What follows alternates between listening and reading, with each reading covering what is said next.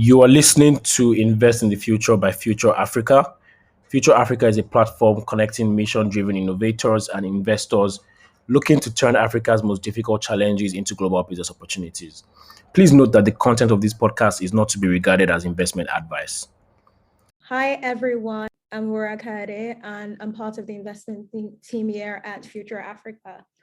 In today's episode, we are focusing on media and investing in Africa tech ecosystem. These sectors have tremendous potential, not just for Nigeria, but for the continent as a whole. The pandemic led to inevitable surge in digital technology, and this was due to social distancing norms, lockdown. Right now, we have over 80 million Nigerians on WhatsApp and on Facebook. We also have a high smartphone penetration and a youthful demographic that is willing to use digital platform. I'm delighted to be joined in today's episode by the leading experts in media and angel investor, Biola Alabi. She's one of our collective members here in Future Africa and a force for driving change. She has founded and invested in a number of impactful businesses. She's the general partner at Atika Venture Capital. She's the CEO of Biola Alabi Company, chairwoman of Big Cabal Media, that's the parent company of Tech Cabal and Zikoko. She has a mentorship program called Grooming for Greatness. She was the managing director at Mnet Africa, and the list goes on. Today, I'll be asking everything from a background, how the media sector can shape the future, mentorship, as well as investing in Africa tech startup. So I'm going to start. How are you doing? How are you feeling about this conversation? Oh, thank you so much for having me, Wura. I'm so excited to be here. And I'm always excited to talk about three things. That is media, technology, and Nigeria and Africa. So I guess four themes. So, these are my passions and things I love to do. So I'm happy to be here. Thank you. I mean, I really love that, to be honest. When I was researching and you got that spot on, I mean, you're like the expert in media Africa. I mean, you're investing through us. So we're really, really excited to get your insights on everything. But, just to start off, we're going to talk throughout your journey, but want to talk about your background. I think one thing I found very interesting when I was researching was your educational background is in healthcare, and then you moved into media. I really want to touch on this because I find that a lot of people have experiences in different things and they're not sure if they should go into something else. And what transferable skills would you say is in healthcare and media? And why did you make that change? Sure. First of all, there are a lot of transferable skills in anything you're doing. I mean, I think the biggest thing is that to always ask yourself, where can I add value and how can I add value? And as long as you're willing to learn and learn about new things, you can always transfer skills. You can always develop new skills. And if you really, really feel like there's something you want to do and you do feel like you really need to go back to school for it, go for it. You're making an investment in yourself and that's never going to be wasted. So I really, really believe in those things. And what happened for me was I was really lucky. I was doing an internship at a hospital and my internship turned into a marketing internship. But it was at a hospital. And what they were doing was they were launching this new way of birthing for moms. And so they had built this mom center and it was called the Mom Center. And so I was interning there and it really was about how to brand it, how to market it, how to develop different educational tools for moms and really empower moms, but really trying to turn the process from sort of this really arduous process into like a 5-star hotel process. And so it was like from the minute you found out you were pregnant, here are the resources. And then the minute you came into the hospital to give birth, how can we transform that experience for women? So it was really exciting. I mean, it was not at all like what I thought it would be working at a hospital. It was like this new unit. They were trying to use all kinds of different technologies to help moms. I mean, as early as possible, creating new content around even helping sibling. They were doing the sibling education program. I mean, they were just doing things totally different at this hospital. And then for me, what I saw was just the power of marketing and the power of messaging. And so that's when when I got back to school, I loaded up on my marketing classes. I minored in marketing and really then looked at a career in marketing, but in the healthcare space. And that just took me from different places. And then I was working on doing a TV ad for one of the companies I was working on in healthcare. And then that evolved into where I am now into a media career. So and then actually my early media career was also in educational media. So I worked at Sesame Street, which is an early childhood education media company. And I was led there because of a mental health program. So really right after 9/11, they wanted to find new ways of helping parents and their children really overcome that trauma. And so as someone that had healthcare experience, I'd had marketing experience, they brought me on board and I had developed this whole mental health program. And then of course, there had to be a huge media component to it, a home video, a 1-hour television special, which is how can children talk about this trauma, even when they don't have the words. So once again, I think so all these things just kept on leading me to the power of media and how everything we do requires media. So, I mean, there's nothing look at us, you're an investor and now we're having this media interaction, which is really powered by a media technology. So I think that showed me the power of media. That makes a lot of sense. I really understand how you must be feeling. You made a transition. You were in the US when you started your career, and you made a transition into Nigeria, and you became the managing director of Mnet. I think what I also found, very fascinating, you launched 7 Africa Magic channels, and one of the things that were very important to you was making them in their indigenous languages. And why was this important to you, and how was it achieving that? Because I would assume even transitioning into Nigeria they can be, I don't know, tell me how that process was, and even achieving those accomplishments as well, why it was important. Sure. So actually what brought me to Nigeria was my project that I was working on. I was working from starting and working in this mental health program in Sesame Street, I sort of made my way into their international co-production department, which is very similar to what formats are. You take a format, you localize it, and you make it for that audience. And so what we were doing was taking Sesame Street around the world and really helping people realize the importance of early childhood education. And we were working with data, we were working with research. There was a University of Chicago researcher that had done this research on the long-term benefits of early childhood education. And one of the things they found was that for every dollar invested in early childhood education, there was an $18 return on that investment. And so once again, these things were very fascinating to me, just how data was backing up the work we were doing in media education, how you can really make a big difference in a person's life just by early childhood education. And so I was very passionate about us doing these programs across Africa. I had the opportunity to work with the team working in Bangladesh, with the team working in India. And so I really was working to get on the South Africa team. So once I got on the South Africa team, I knew that I can then sell Africa to the company. So I got on the South Africa team, came to South Africa, spent 8 months right away just trying to do a lot of work around the program we already had. And then looking for partners, did a 18-country feasibility study across Africa. So there was like literally, I mean, it was like you would be in Nigeria one minute, you have to go to Cote d'Ivoire, we went to Paris to get back to the continent. It was a crazy journey, but I had an amazing time and really learned a lot about the challenges on the continent. And of course, it's very hard to do those things. And then you're back in New York, you're walking the streets. There's just something about being in New York after you've had that experience. It doesn't work anymore because the work is on the continent and you're now in the wrong place.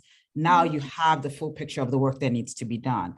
And so I really started working and asking the team in New York, what do I need to do to get these programs up and running in Africa? And they were like, you need to find partners, you need to find sponsors, you need to find funders. So I said, well, I can't sit in New York and be doing that. So I need to be on the road. And in one of our programs we did in Tanzania, we started to get we did feasibility in Kenya and funding to start that program in Kenya. And to go to show you how long these things take, last year, one of my old colleagues finally emailed me to say that they finally have a full 5-year program there, that they're going to be on TV for the next 5 years. So once again, these things take a long time to really come to life sometimes, but it's really about persistence and really staying the course. So in that process, I had a couple of conversations with different people at DSTV to see if they could be our continental partner. And just people kept on saying, there's this woman, she's doing this, she's doing this. And at the time they were looking for someone to actually come and help really look at Mnet in a different way and Mnet Africa in a different way, and how to be. At that time, Mnet was very dependent on Hollywood content. I know people don't remember that because there's so many local channels now, but at that time there weren't that many local channels. And a lot of the content was coming from Hollywood, and there was a clear sense that that needed to change. There were competitions, there were competitors talking in the market, people hadn't made the move, but it was very clear that that needed to happen. And that's really where they then called me to say, look, you're taking Sesame Street, a very American program, and you've been taking it around the world. You've seen it done in Bangladesh and Indonesia. You kind of know what needs to be done to localize programs. You've worked on the South Africa program. And that was really when I had this huge opportunity to join them, to really start to think about how we could do business differently in Africa. And so my first couple of years, of course, was sort of like really learning the business, changing the business. And one of the first challenges we had was that there was this format we had, and we wanted to continue to do it. And we couldn't acquire the licensing. The pricing just was not aligned with what the budget was. And so that was where we first had to create our first local format, which is called Naija Sings. And it was really like on the spot of saying, okay, if we can't do idols, what can we do? And then that's when we did Naija Sings, before we were able to then go back and get some of these formats. We also knew very quickly that the way Big Brother Africa was being done at the time needed to change. And so we then changed that format, and that format really transformed, and more African countries were able to participate. And we were able to be really able to address so many more issues, critical issues on the continent, and really help young people use their voice for good. And so, and also we had a lot of challenges. I mean, there were a lot of surprises, things that we didn't expect to do. And we had to then address those issues. So issues around violence, and I mean, even sort of like violence between housemates, or people being belligerent, and really throwing the book at people and really helping people understand that. And I felt like there was a lot of opportunity to really address critical issues. And so I really enjoyed that. But what was really important for me was, how do we transform Nollywood and monetization? That's why a lot of people think that those channels were just created, but they were created to really give creators an opportunity to really monetize their content, and also to help people understand the importance of licensing, of ownership, of IP. People really at that time wanted us to just do buyouts. But if we did buyouts, we would never have enough content. And so the key was really helping people understand licensing, how licensing worked, and really bringing fairness into the process. And so these were really exciting times. I mean, we were doing town halls across the continent. We were doing them in Uganda and Tanzania, and Enugu. We went to Kaduna and Kano, really helping creators understand how to monetize, how to work with us, and how to create indigenous content. So it was, I mean, it was an amazing time. No, it sounds extremely interesting. And is there anything you wished you could have done more of when you look back at your time at Mnet Africa? Is there something you wanted to add to it, something that surprised you, that you felt like you could have added to that experience? I think one of the things that still sort of bogs us on the continent is really investment in infrastructure, the infrastructure of studios, so that I think by now there's so many things that we could have done better when it comes to actually the quality of our content. But I mean, I think that there was also those were things that we had to grow into, and I think that those type of investments are going to come.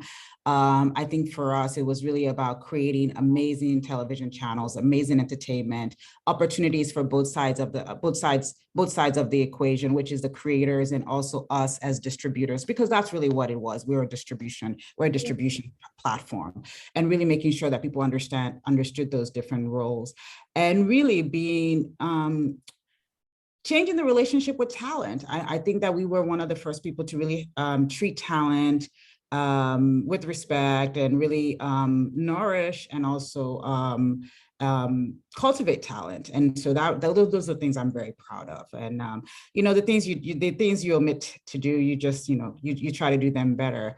And then I also had an opportunity to work with Econet when they were setting up Kwese, and learned a lot from that as well. So you continue to learn. But for me, it's always really been about how do we create prosperity on this continent? And that's really where I continue to spend my time and focus.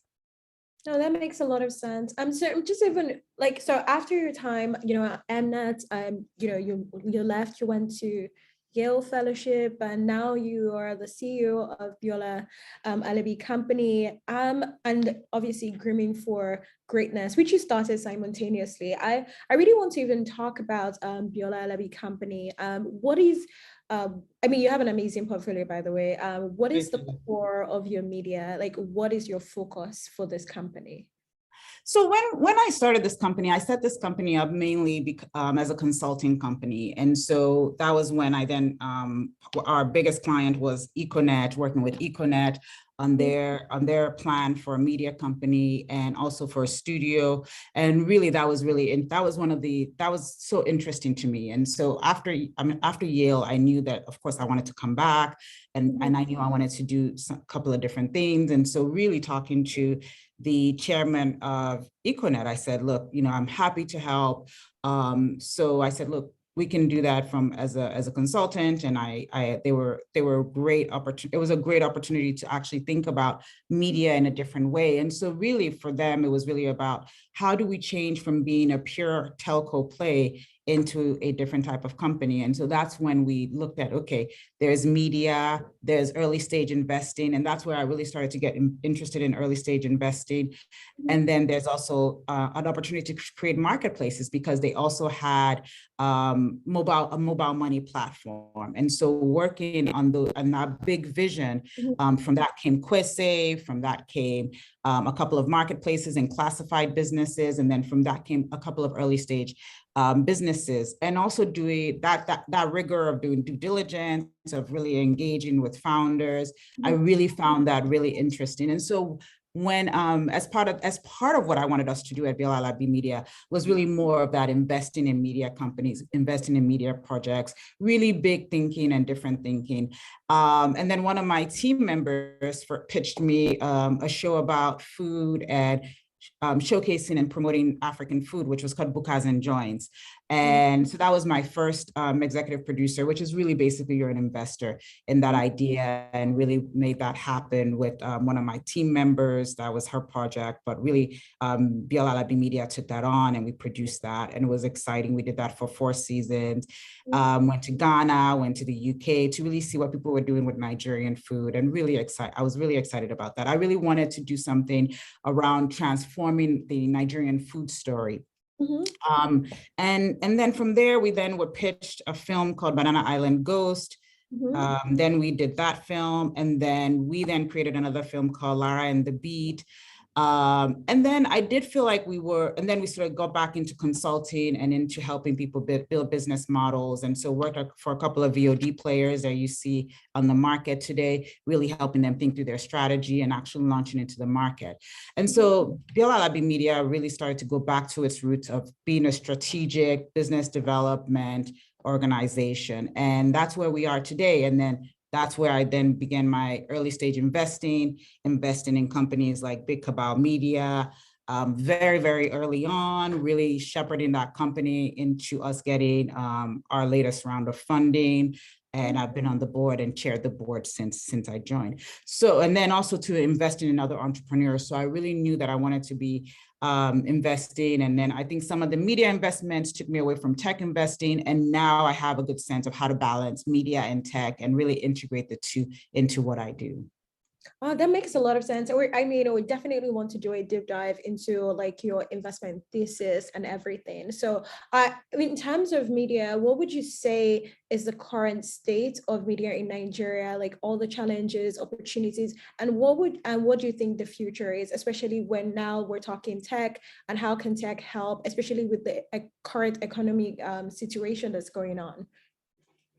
So really, a few things are really exciting to me, and I've invested in a couple of these. And I think that it's really around creators and the use of data. And I think that really, one of the biggest frustrating things was that there was no data before. And I think that this is where technology really creates it becomes a game changer, because now you have access to data, you understand your audience, you're able to create better content, and a better experience for your audience. And so data really unlocks this huge opportunity. The other thing is around payments. I mean, I think there was always, I mean, we always had challenges with payments when it came to media, but now with micropayments, with opportunities for people to pay at point of consumption, there's a huge game change. And that's going to only get better with time. I mean, it's only going to get better with different technologies, with different distribution platforms, and with different creators. And so those things excite me about that. The future, I mean, from where do I see African content? Because once again, I'm a Pan-Africanist at heart. I see that, I see African content being being global content, but we always knew that. And so we knew that one of the things we needed to do was continue to improve the quality of our stories, continue to improve how we told our stories. But now some of the things we need government, we need people to be more intentional about how we create content. One of the things that I love is when people quote South Korea and how South Korea content is taking over the world. And I tell people that South Korea was extremely intentional about its export plan, and it was very intentional about what it wanted to export, and that was culture, that was technology, that was beauty, and that was music. So K-pop didn't happen in a vacuum.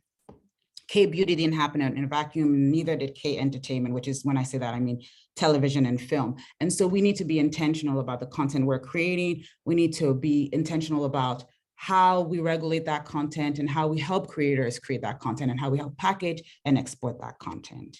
I mean, so those are things that we need to do. And what content do you think that we as, Nigerians, Africans can actually export? Because I mean, what can we do more of? I think that's very interesting to see. Like, there's so many aspects of us. I mean, I think the number one thing that you've seen is with our music. I mean, we're creating our music our way and our taste, and it's global. And I think that's, once again, that's the beauty of technology, with streaming platforms, with entertainment platforms like TikTok. Because to me, I mean, TikTok is not just a social platform, it's an entertainment platform. And you can see how it's just been instrumental in changing the course of how people consume our music. And so those things are changing consumption patterns, those things are changing licensing patterns, and they're changing payment patterns. And so for me, that's music. When you look at our films, I mean, we've always known that there was beauty in our storytelling. There's not one person in the world that does not know about Things Fall Apart. They might not have read it, but they know that this story exists. I mean, I think that when you look at stories like that, and if we need to bring more stories like that to life. And so those are amazing. We have amazing IP. And so it's really about converting that IP into series, into films. But then at the same time, our short content is amazing as well. I mean, people are consuming. I love consuming skits. I love consuming content on the go. There's so many of us that are mobile natives now, and we're so used to consuming on our palm. And I think that those are really always going to be amazing places to Snackables are always going to be amazing and easy to consume and amazing to create. I think that the key is, how do we support creators so that creators can create better content, can create more content? I mean, there are places where people have like creator homes where all they're doing is creating content 24/7. We need to have those type of platforms. No, that makes a lot of sense. I think a lot of people are trying to create, we've seen a lot of content creators, and people are trying to create hubs where people can create more content like that. I mean, one more question really around how can people leverage audio? I mean, you sort of touched on it, but I think it's such a big thing, but how can we leverage it more? I love audio, and I think for me, audio is going to be the future of indigenous languages. I think audio is going to save our indigenous languages, because we're already for us, we're very an oral culture. And audio just gives us such a huge opportunity to tell our stories. We can do short form, we can do long form. And I think this is where our languages are actually going to thrive. And so I'm very bullish on audio. There's a founder I'm talking to that's doing audio learning, and they're doing it in indigenous languages, and I love them. I love what they're doing. There's a company that is doing audio books. And I really believe that that's going to be an amazing place, especially for learning, for education. I think indigenous languages that have never been, they've never thrived sort of in the educational sector. I think this is a huge opportunity for us to do that. So I am bullish on audio any day, anytime. No, I completely agree. I'm definitely an audio fan because once you're on the move, you can listen to whatever you want to listen to. Maybe it's a book, maybe it's a podcast. I think it's very interesting. So aside from media, what other sector are you very interested in? What excites you? I mean, you know, a big chunk of my experience has always been in consumer products. So I'm very interested in companies that are building B2B2C solutions, or companies that are building B2B solutions for companies that are serving consumers. These are still really huge opportunities for us on the continent. And I really do believe that at some point there will be a D2C, but I really believe that B2B2C is going to be huge. So those are the type of companies I look for. Those are the type of companies I look at. But at the same time, I still believe that we're in such infancy, once again, in our ecosystem, that there are sometimes where I'll see something that I really believe is, you know, it's not a B2B2C, but it's really a game changer, and I'll still invest in. So sometimes that can be a data company, that can be an embedded finance company, because once again, I believe that these companies are going to change the consumer space. Yeah, no, I understand what you mean. So what type of companies or startups do you generally say turn away or you're not interested in at this time? I had a great conversation with the founder yesterday where I said, I love what they're building. And I really do believe that it's important. I don't believe that they need VC. I don't think that a VC path is the right path, because I do think that they can actually grow without VC. And so I wanted to get a sense of like how are they going to really structure their fundraising journey, because I think everyone sort of believes that VC is the end all and be all the time. And I don't really believe that, but I do believe some companies that are going to grow to be $100 million companies do need VC, because they do have to have a hyper growth. There are some companies that are going to grow steadily and they might not have that hyper growth. And so I really like founders to show me and tell me how they see their company growing. Is it it's a hyper growth company? Is it something sort of more of a slow and steady growth? And how do they want to grow their company? Some people might not want that hyper growth, but once you make an investment, an investor is looking for hyper growth. And so it's really, and that's a lot of pressure on a founder. So I also try to see if this is a founder that thrives in that type of environment, in a venture environment. The other thing that I might say no to is if I just don't understand it. But if I don't understand it, not because it's new, like I love, you know, new things. And I mean, people will see that I've invested in, I mean, quite a number of really out there ideas, but I really like when people can explain something to me in a way that I can understand, and then I can write a check. So there were a couple of people doing really interesting stuff in Web3. I loved what they were doing. I understood what they were doing, and I was then able to sort of say, here, I want to be part of this movement. There was a marketplace that was being created as an on-ramp for African artists. It was an NFT marketplace. Funny enough, I understood it. So that's why sometimes and also too, sometimes you talk to a founder, founders can be very condescending. They're like, oh, I know I'm getting too technical. I'm like, no, you're not getting too technical. You just need to be clear about what you're, and so sometimes founders get the sense that they're being too technical, and they're not being that technical, because, you know, you still need to explain everything to your customer. And so even if it's an enterprise customer, the person you might meet that day might not be the technical person, but they might be a decision maker. And so I like to see the fact that you can actually explain what you're building. And if you can't explain it, find someone on your team that can. Those are things that I love. And then sometimes I might not be at a stage where I can write a check yet, but I then might say, look, I would love to add value in other ways. Are there other ways I can add value now, and then maybe come on board and write a check? Or maybe there's a way that I can learn more about what you're doing. And I love people to keep me in the loop, to keep me in touch. And then, so, I mean, you know, as an investor, you also grow. And I think sometimes too, if you don't have, you know, sometimes you just don't have the liquidity at the time to write the check. You want to do it, but you're like, look, there are other things coming down the pike. You know, I'm an LP in a couple of funds. And so, you know, and so I really try to be as honest as I can be and upfront with founders. And that's something I've learned over the years, because you grow into that.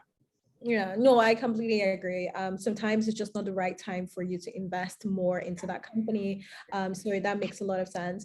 Is there anything in particular that Africa tech companies should be doing, especially during this economic downtime, to really position themselves for success? You know? I mean, I think the biggest thing is continue to show growth, continue to show traction.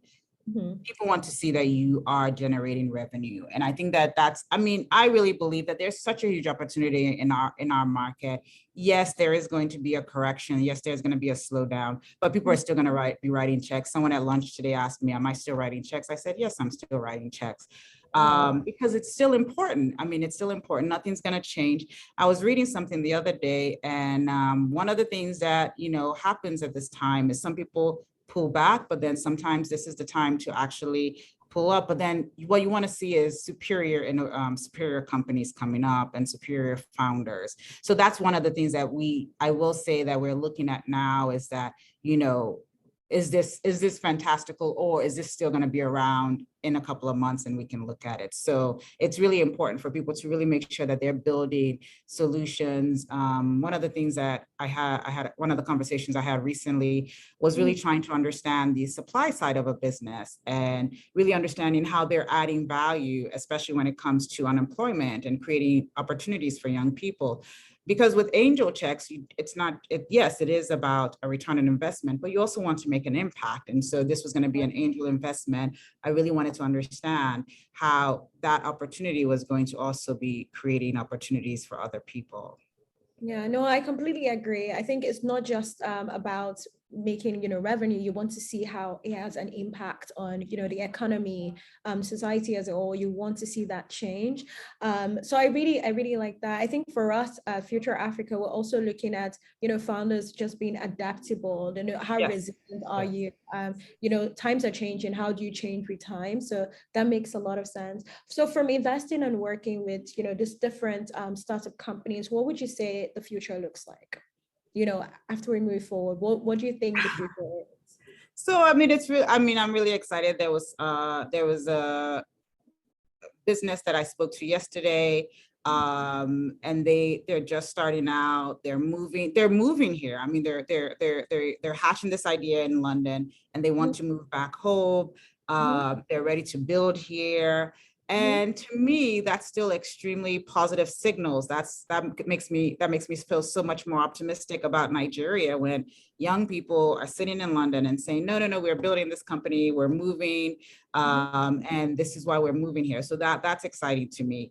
The other thing too is really that I've seen companies that are saying, look, we wanted to raise before, but we're going to hold off on our raise. We really believe that we can stretch our current runway. Instead of 6 months, we can stretch it to 12 months. And so we'll start raising again in maybe 5 months. And then there are some of the companies that we're looking at that, they still have their round fully subscribed, nobody's dropped out. And those companies are companies that, you can tell they're gonna weather this slowdown. It is a slowdown, and but the cycles are gonna come and go. And when you've seen enough cycles, you know that this is still the right time, this is the right place to do it. And the population is going to need these solutions. And so one of the things we do know is that, yes, there are lots of people online, but there's still a huge part of our population on the continent that don't have access to internet. And so what type of online and offline solutions are we building for those people? And how are we getting them online? What type of financing are we producing for them to be able to actually come online? So I think there's still so many more things and great things that we still need to build. No, that makes a lot of sense. I think digital infrastructure is extremely critical, especially in Africa. So when it comes to the founding members, are you particular about the founding team? What do you look out for? I think that's very important because I know, Atika Venture is a women's led. Are you looking at women founders? What are you looking at in general?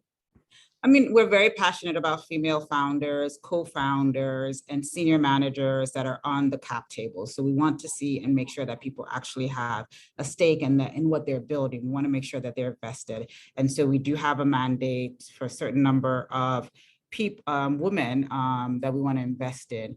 So we're very passionate about female founders, but the one thing that that we do love to see is just great companies. So when it comes to founders, we love to see founders with experience, people that repeat founders, people that are actually, that we can see that they are built for this. We love to see that.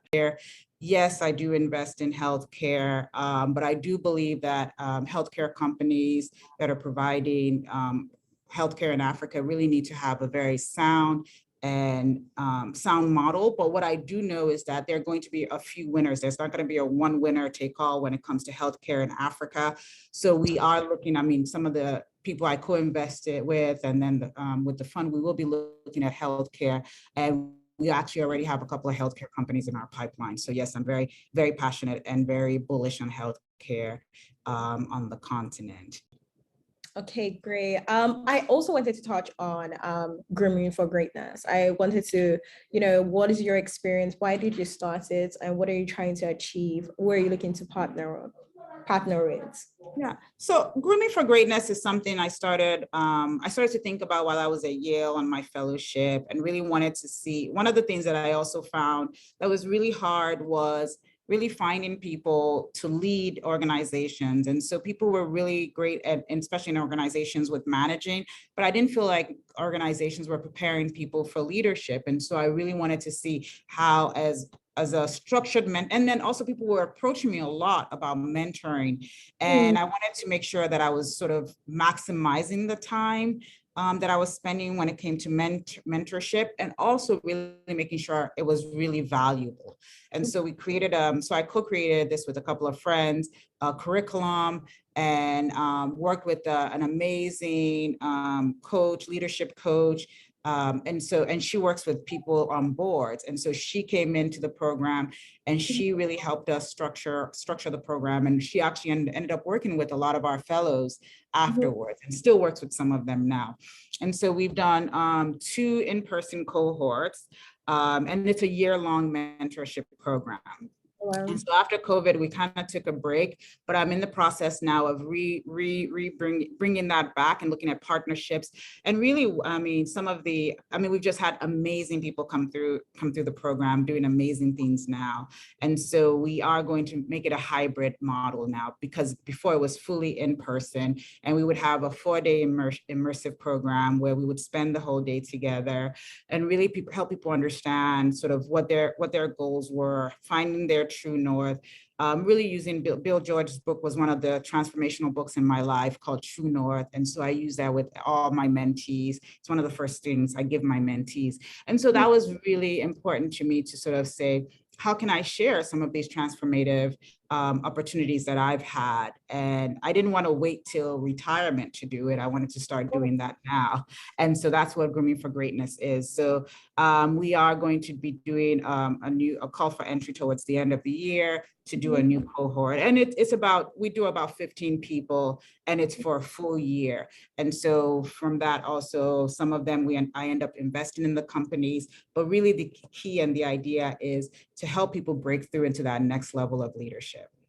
Oh, wow. Okay. So you're looking at people in mid-careers and people startups as well. Yeah. Oh, wow. Mid-careers, you could be an entrepreneur, you can be a career person. It's really a mixture.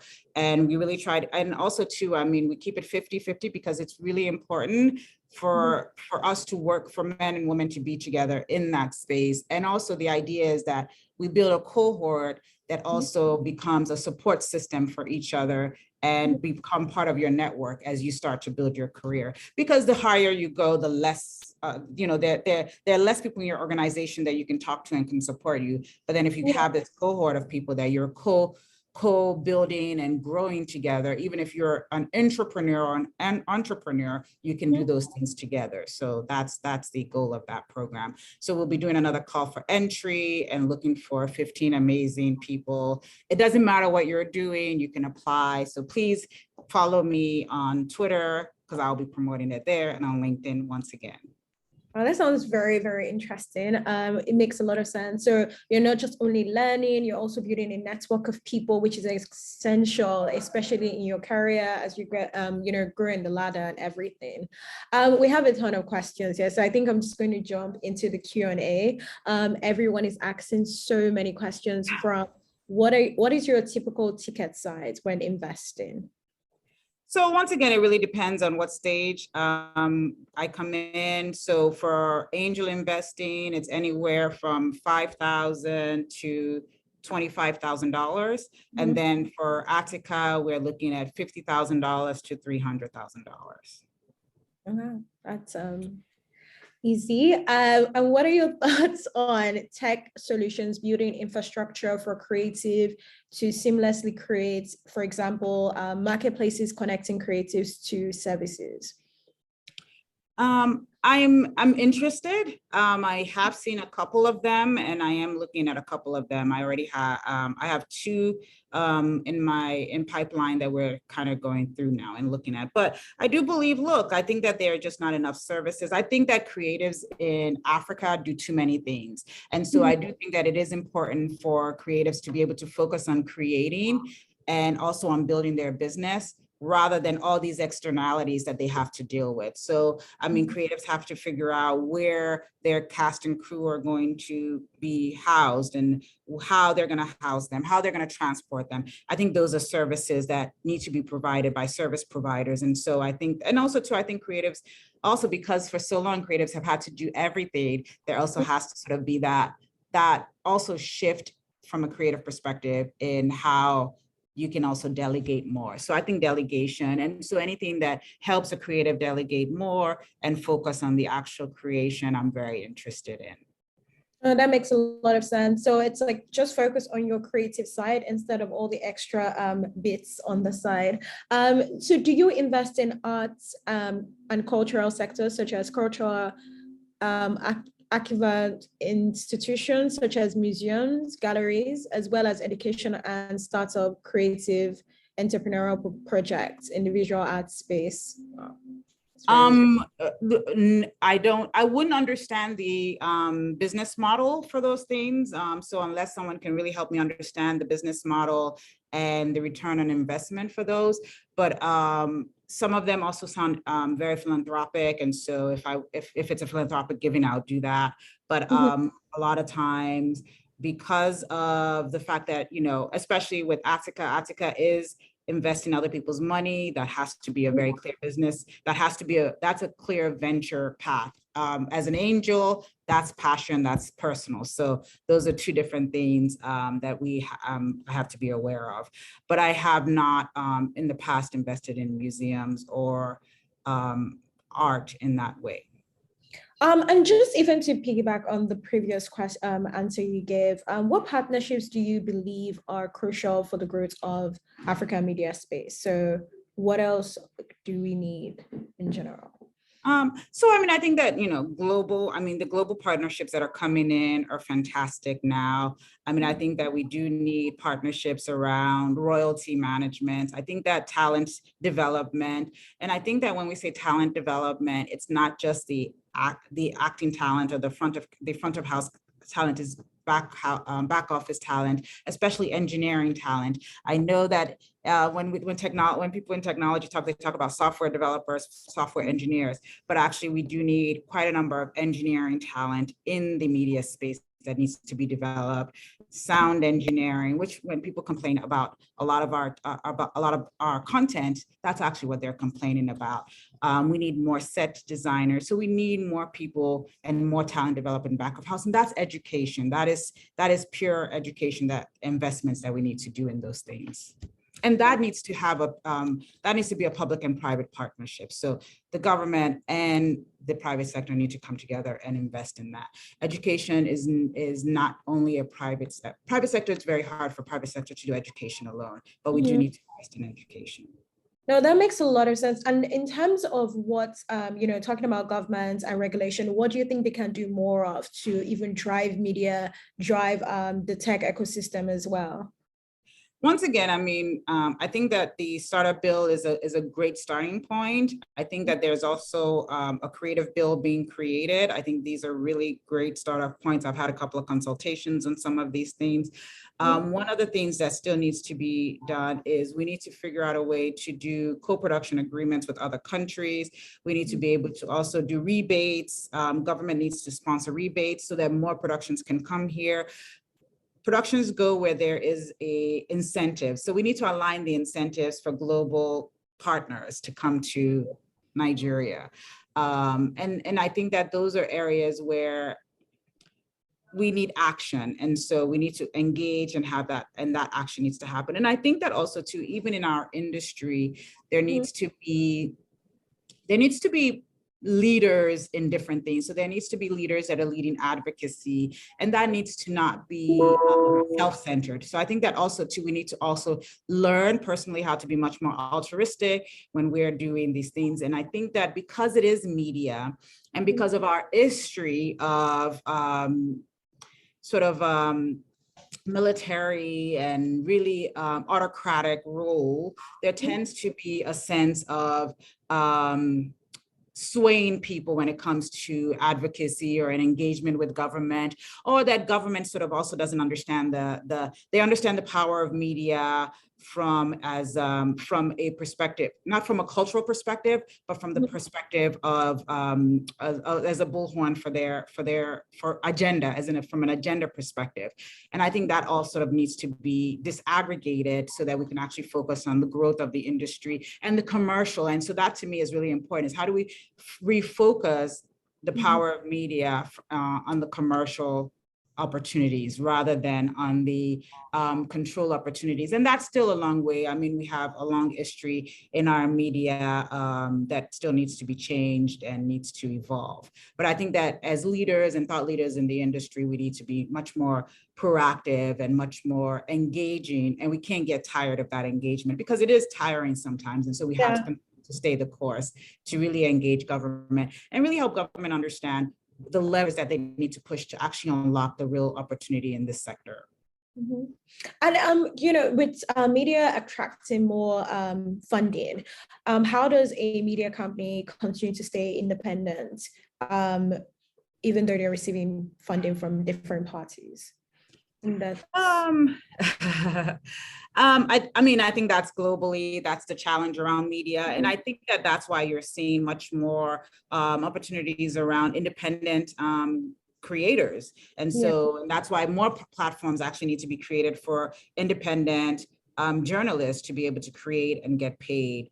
And you're seeing that in different places, but also too, the technology is just, the barrier to entry has been much lower because of technology. And so we're going to see many, many more people doing much more deep dive, and their work being supported by, once again, hopefully not special interest groups, but that's always going to be part of media and journalism. And I think that what we need to do is make sure that there's enough diversity of thought so that people can synthesize and come up with their own thought process and their own opinions once all facts have been presented, even if they might be presented from different sides. That's always going to happen. And with media becoming much more fragmented, we're seeing that everywhere in the world. What is your thesis around investing media? How would you sum everything up in general? For me, I'm excited about the future of media and our storytelling and us going global and really equipping people with the right tools. And so that's really, for me, what's important is how do we equip people with the right tools so that they can actually create global content? Number two is how do we also create content and platforms in a way that can be consumed locally, because in a way we shouldn't cut out our local markets because we want to reach a global market. And so technology that does that, creators that do that, I'm very interested in that. Technology companies, especially fast growing technology companies that we invest in, we're really excited about B2B to C companies that we can see growing and really growing to $100 million. We because we come in very early, exits are important to us. That could be through acquisitions, through mergers.